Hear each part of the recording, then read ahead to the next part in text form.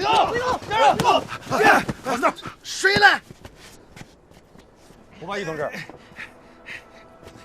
这儿你们都能找来。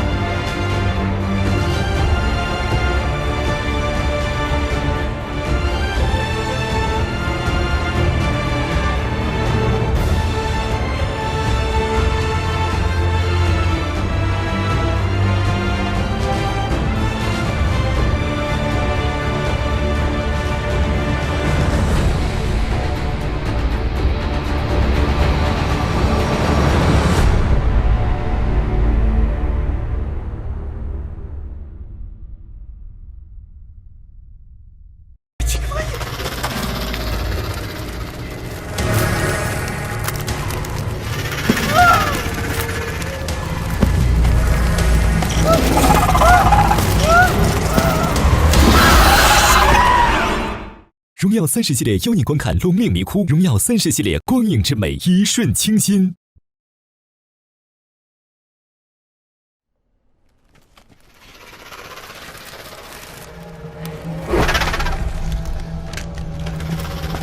老胡，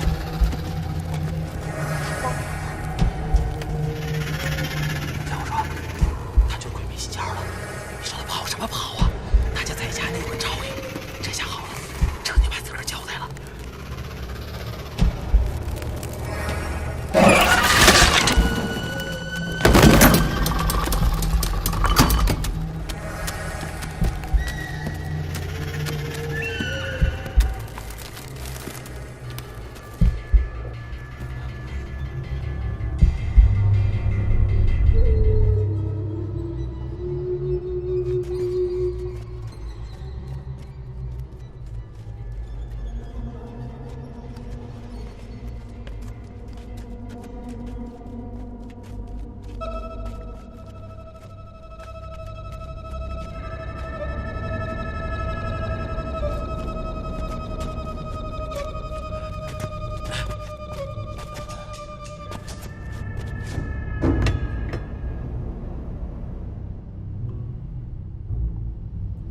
侯爷，为什么蜘蛛只攻击李春来，不攻击咱们呀？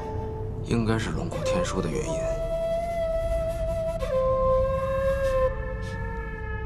这上面有奇怪的味道，肯定是被涂了迷料。蜘蛛都是近视眼，并且没有耳朵，肯定是这种气味作用到了神经，才让他预感到前方有危险而不敢上前。但这李春来怎么死了呢？是这盒子，这盒子应该被特殊处理过，可以隔绝龙骨天书的气味。李春来如果不贪的话，只拿龙骨天书不拿盒子，蜘蛛就不会攻击他了。人心不足蛇吞象，这都是前意呀。侯爷，杨小姐，你们觉不觉得这个局设计的就是在挑选符合条件的人，把这龙骨天书带出去啊？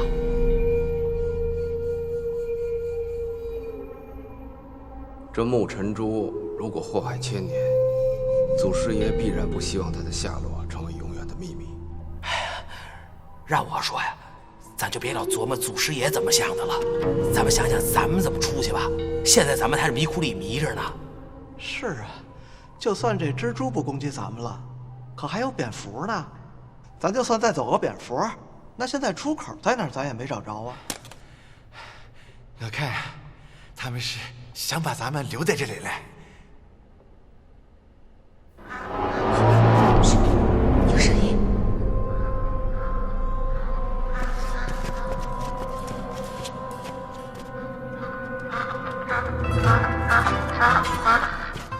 哟，胡部子，荷叶，您在这儿逍遥呢？跟着他，动物对流动空气特别敏感，跟着他应该能找到出口。对，荷叶，你要真把我带出去，我后半辈子绝不吃鹅肉了。您就是我祖宗，我祖宗。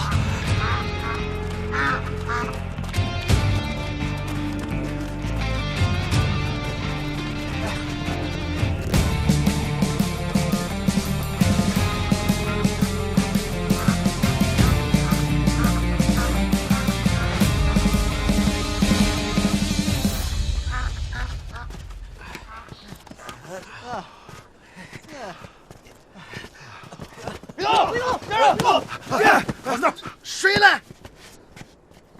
胡八一同志，这儿你们都能找来，多亏那位陈老爷子，如果没有他带路，我们还真找不到人。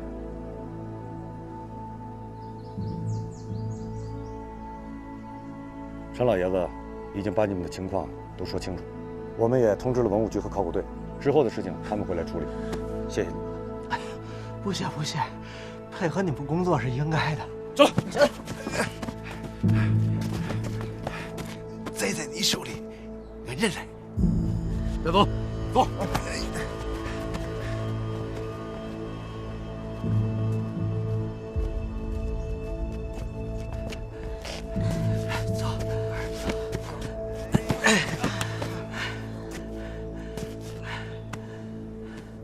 不过，这馆子里到底是谁啊？什么都不知道，这不白来一趟吗？我们来的目的就是找龙骨天书，是谁已经都不重要了。能够跨越千年，得到前人的指点，我们就算没白来，理应谢谢人家。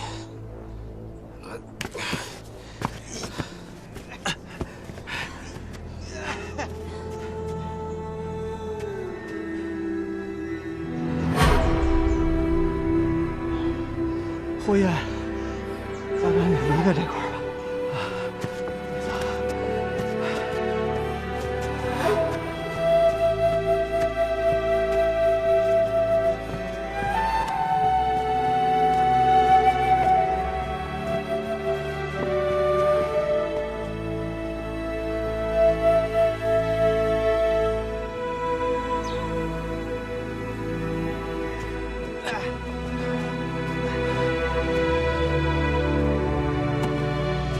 老爷子，添麻烦了。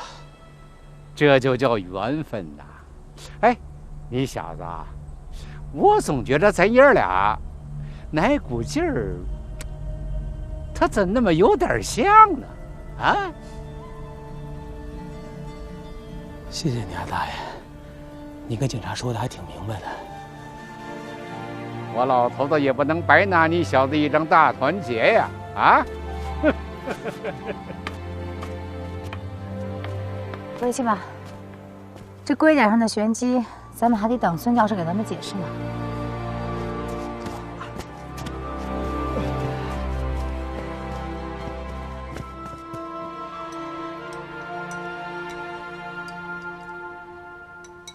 这个字在现代汉语中是滇，云南的简称。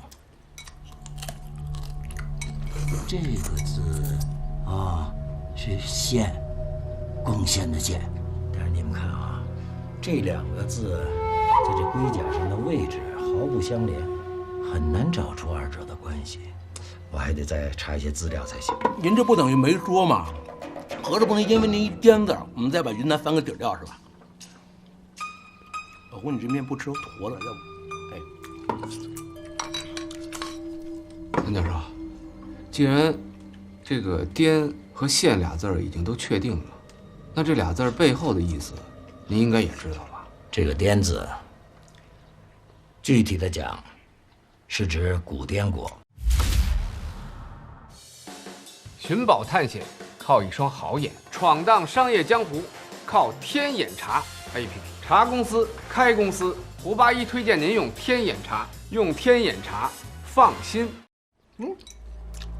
古滇国是在滇池附近吧？木尘珠这件神器啊，对古代君主有着非凡的意义，它象征着权力和兴盛。所以寻找木尘珠，你就要先知道它在历史上的价值，你这样才能够推断出它可能的去向。那你就赶紧告诉我那珠子在哪儿吧，急死我啊！哎，小伙子，我看你对古滇国有兴趣，那你阐述一下。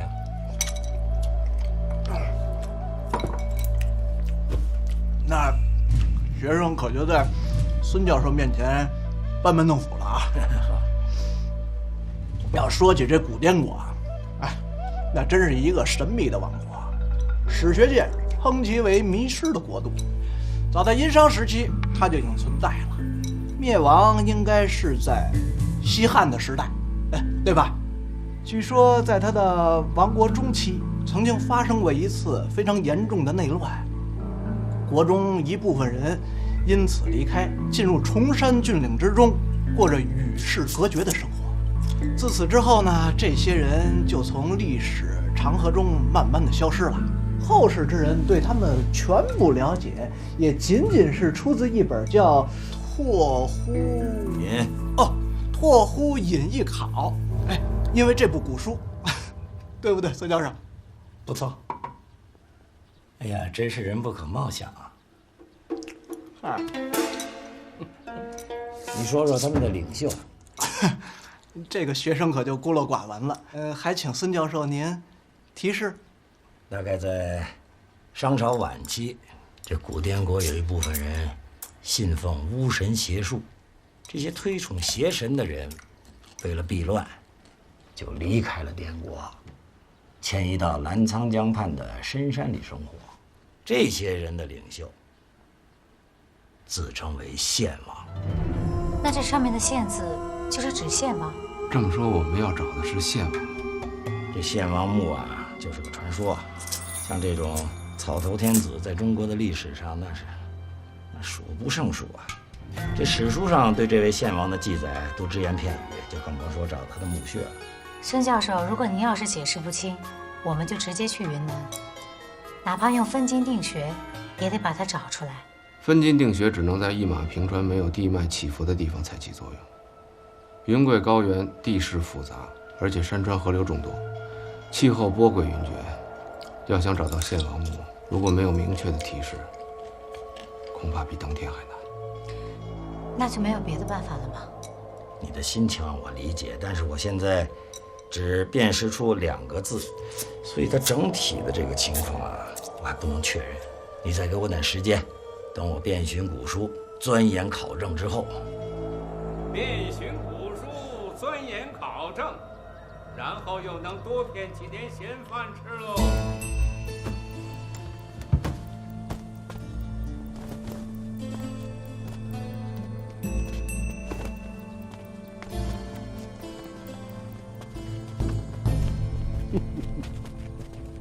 哎呀，现在这教授头衔真是便宜呀，骗吃骗喝，还骗公费旅游，骗了一趟陕西，这不又要骗一趟云南。我与你素不相识，你为何出言不逊呢？路见不平，拔刀相助，不知者不为过，不知又冒之，误人子弟，岂不是招摇撞骗，骗吃骗喝？古文字研究博大精深，岂能随意论断？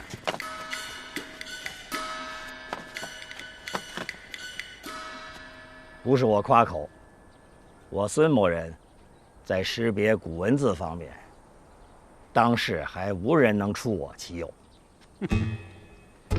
当时无出其右，那是因为你比别人活得长，把有些能人都熬死了。那请问您高寿啊？那个我觉得啊，2位呢都是老前辈，老先生。谁跟你啊？老小孩。你说谁呢？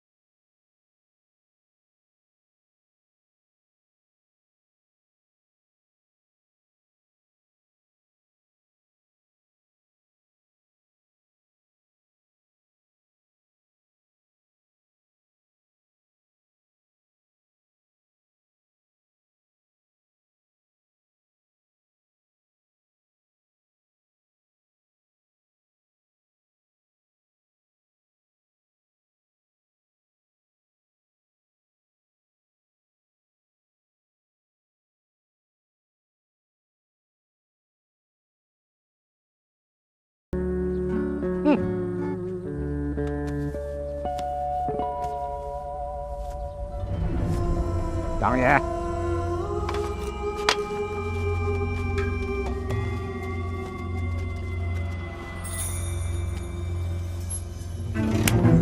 看归看，别动手，把手拿开。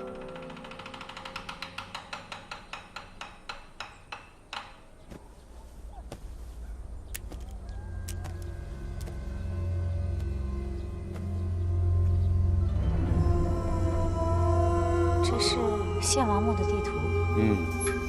我知道会有人不信，可这的确是千真万确，是我当年在云南李家山滇王墓找到。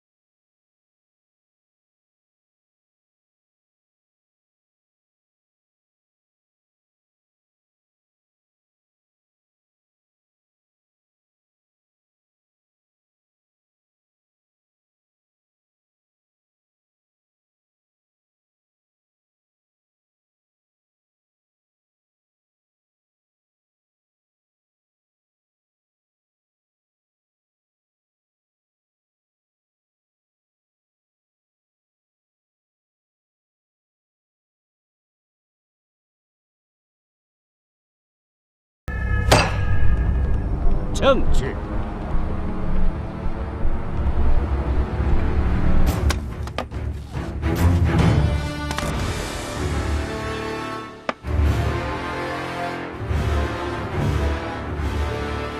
你要什么证据？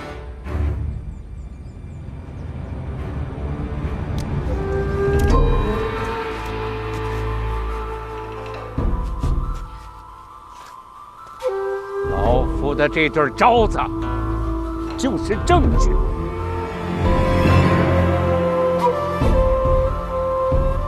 想当年，我带着兄弟众人到滇王墓取得这张图，出来之后，突然发现四周升起一股白雾。我仗着年轻时学过几年轻功，屏出去跑了回来。可我这对招子却被毒瘴所毁，幸好遇到等待的白族兄弟，当机立断，活生生的把我这2只眼球抠了出来，才没使这毒气进入心脉，老夫这才得以存活。证据？你还要什么证据？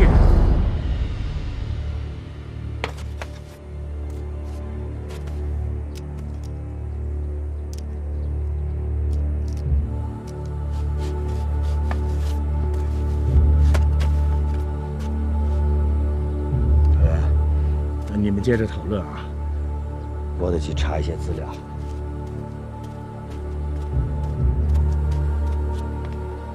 孩子，这献王墓要比这滇王墓更加凶险。从这图上记载，这重拱中间有一股红色的瘴气，终年不散，重者即亡，人莫能进。想必是要比那白色的瘴气更加厉害万分。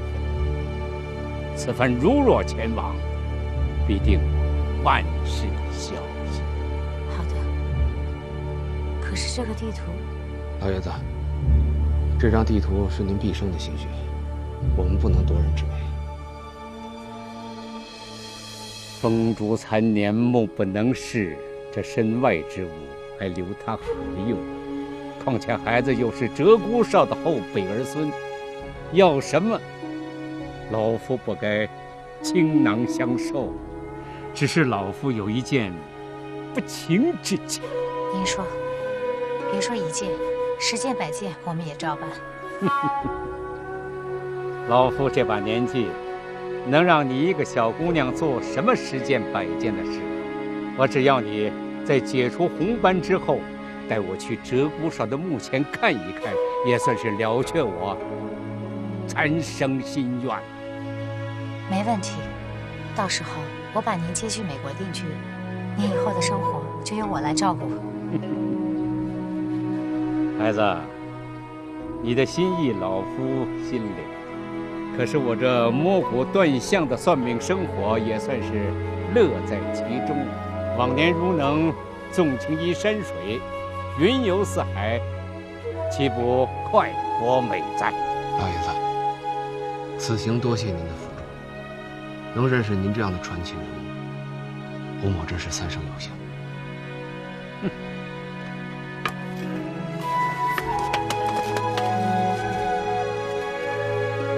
老夫怎担得起传奇2字啊？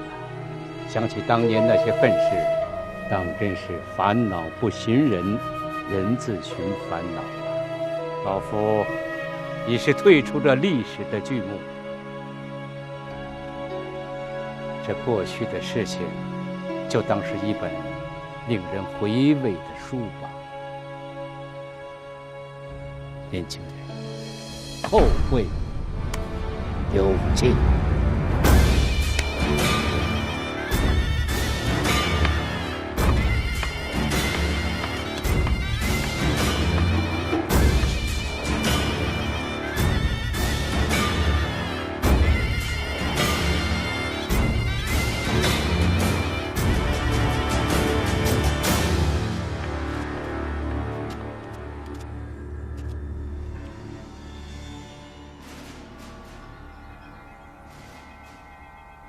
老板，来碗馄饨。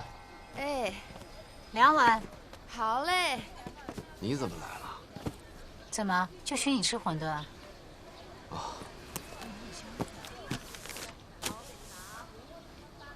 这什么呀？你的酬劳。我不要。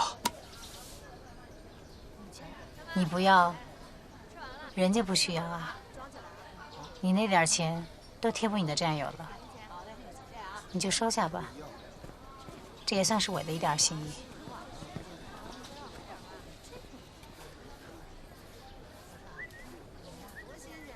死胖子！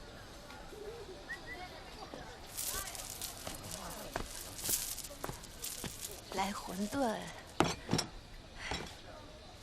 老板，我们就点了2碗馄饨，没点这些。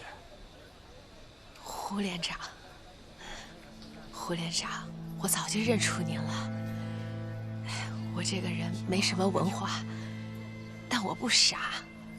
我知道，这些年是你一直在照顾我们娘儿俩。我没什么能感谢你的。这香肠是我自己从老家带过来的，您尝尝。大姐，您千万别这么说。这些都是我应该做的，要怪就怪我没能把大刘带回来。胡连长，这不是你的错。再说，都过去了。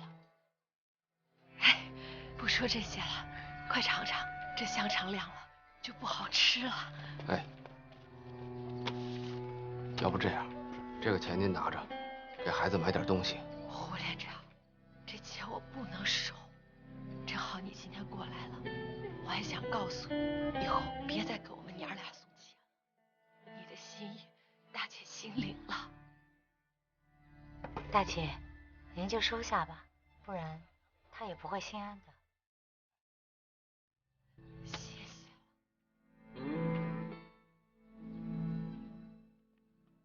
叔叔，你就是爸爸心中说的连长叔叔吗？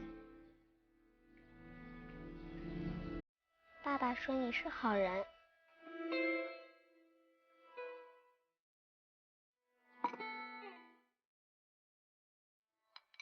叔叔，你吃，这是爸爸最爱吃的馄饨。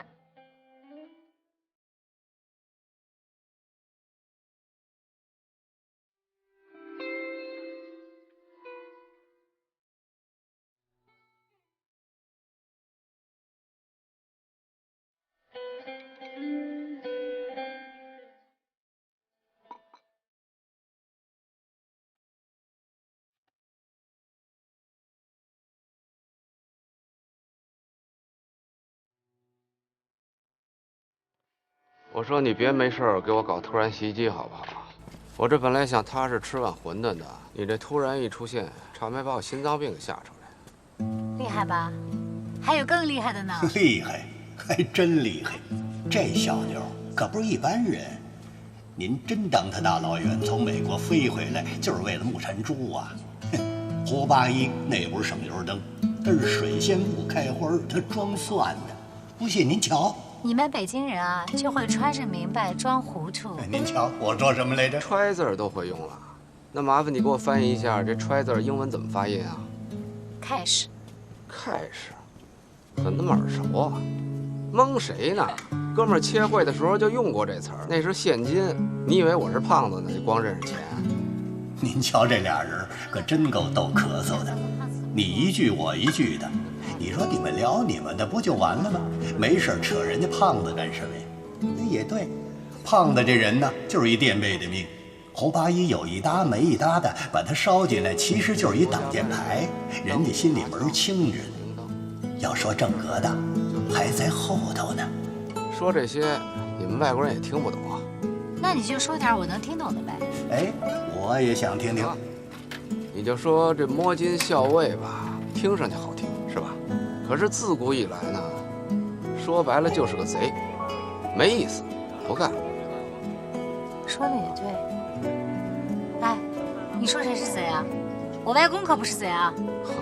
我没说你外公，我说我自己呢。我说那陈瞎子行吗？真是的。那到底云南还去不去啊？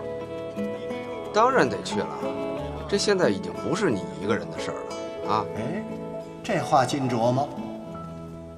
哎，你还没告诉我这揣怎么发音啊？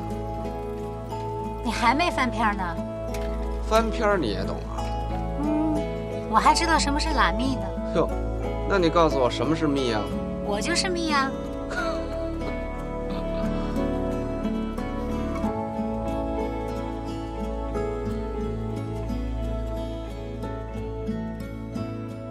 话又说回来了。这仨人回到了这北京城，是马不停蹄的开始为去往云南做准备。您瞧人家这姑娘了吗？对古代文献如数家珍，和胡八一这一配合是如虎添翼啊！您再瞧这位爷，甭看他拿着个放大镜，整得跟真事儿似的，其实压根儿四六不懂。您看，整个干活的还不是人家这二位，这位爷倒好。睡得跟黑塔似的。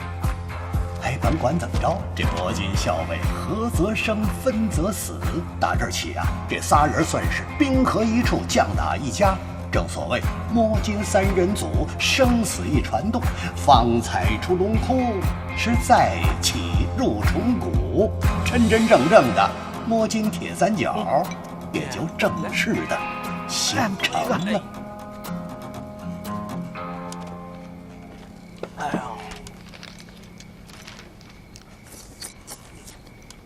哎，腾个地儿。哦，咱们这几天这事儿说说。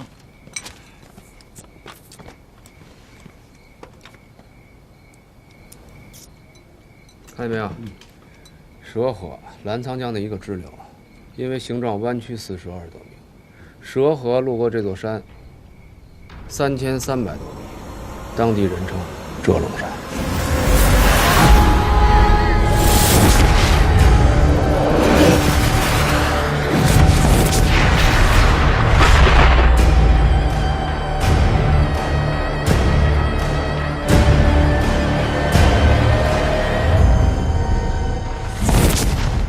谢良，你那儿怎么样？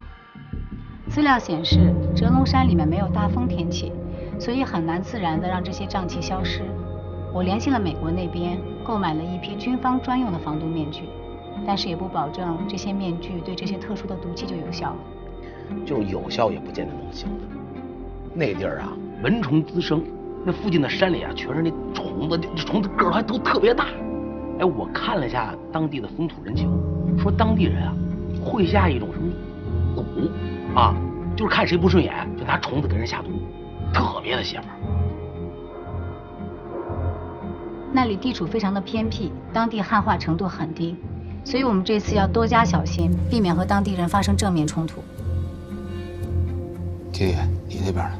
我这边就是按部就班呀，工兵铲、登山绳、手电筒都给你们备齐了，这杀虫剂也备了好几种，你们看着用呗。枪呢？枪？什么枪？五子泵、手枪什么的。手枪？嘿，我连红缨枪也没处给您淘换去啊，那都违法。不是，合着今夜您让我使一工兵铲跟人打去啊？啊？哎，你说这要再碰上一根大蜘蛛那么大个的玩意儿，谁打谁啊？这枪我可是真没辙。这上面说，王毅病于水龙晕中，尸解升仙，龙晕无形。若非天崩，殊难为外人所破。这是什么意思啊？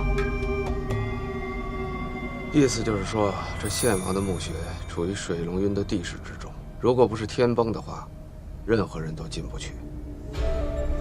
天崩？天上崩石头啊？那不就是流星雨吗？流星雨，您说忒好了吧？啊，您想啊，天上要真崩一大堆石头下来，献王墓那么大地儿都给砸开了，咱往哪儿躲呀？听了半天，合没一个好消息。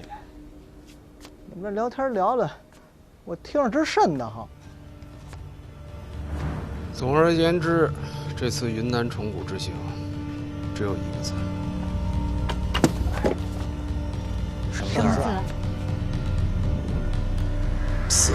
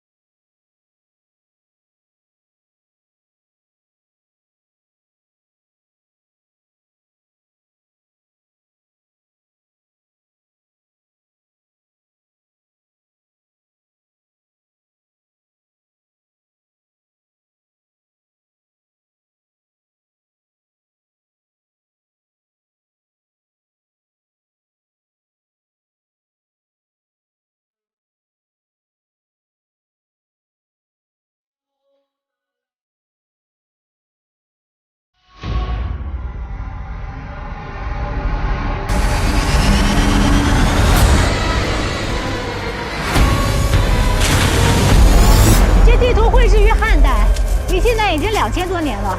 我们估计很难用这张地图来进行参考了。老胡，用你的16字阴阳风水秘术给算算呗。就算把咱摸金的老祖宗请来，也是无从事儿。咱们千辛万苦的走到这儿，究竟能不能找到沐尘珠，这一切都还不知道。这次来云南，我就是有一种不踏实的感觉。组长，昨晚上孔雀带回来那3个外族人朝虫谷方向去了。对。